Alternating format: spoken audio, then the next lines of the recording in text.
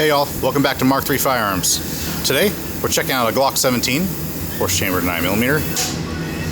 As far as the work performed here, a little custom blend Cerakote, almost a stonewash metallic if you will, and of course showcasing some of our machine work on the slide. Just to lighten it up a little bit, you know. Nothing too crazy, nothing too transformery. Definitely want to keep this one a little more classic. And yeah, it does the job. Lightens up the gun enough.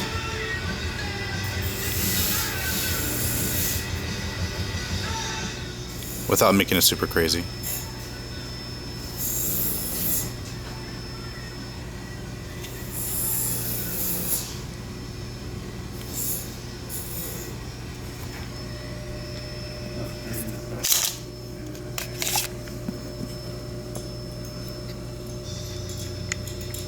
This one's got a fluted barrel in it aftermarket, which kind of adds to the idea of lightweight.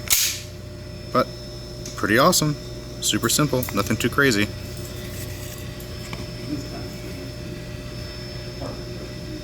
As always, questions, comments, concerns, leave them and we will answer accordingly. Just a quick little show of some machining work on the slide. Anyways, y'all, until next time.